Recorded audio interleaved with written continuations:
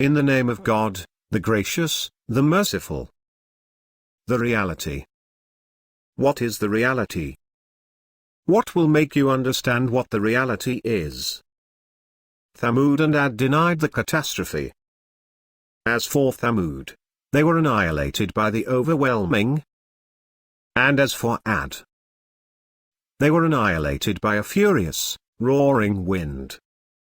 He unleashed it upon them for 7 nights and 8 days, in succession. You could see the people tossed around, as though they were stumps of hollow palm trees.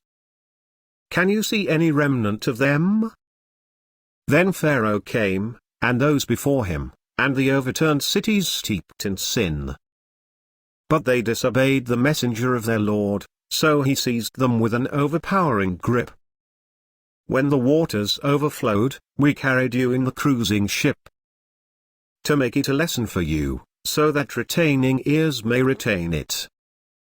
Then, when the trumpet is sounded a single time, and the earth and the mountains are lifted up, and crushed, with a single crush, on that day, the event will come to pass, and the heaven will crack. So on that day it will be frail, and the angels will be ranged around its borders, while 8 will be carrying the throne of your Lord above them that day. On that day you will be exposed, and no secret of yours will remain hidden.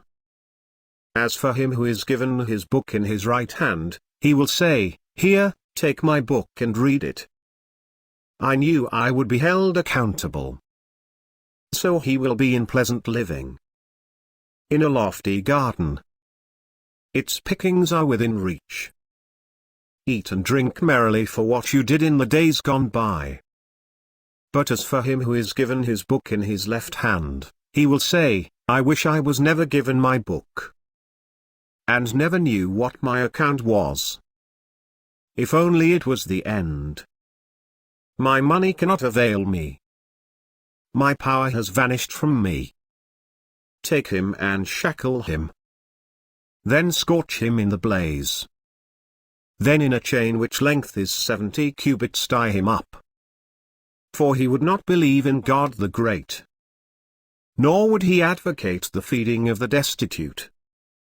So he has no friend here today, and no food except scum, which only the sinners eat. Indeed, I swear by what you see, and by what you do not see. It is the speech of a noble messenger, and it is not the speech of a poet, little do you believe. Nor is it the speech of a soothsayer, little do you take heed.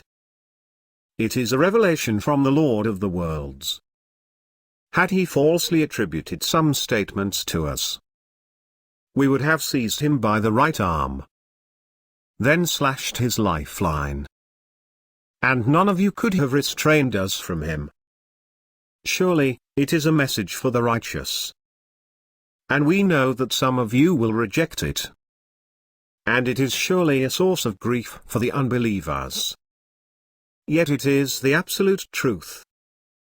So glorify the name of your Lord, the Magnificent.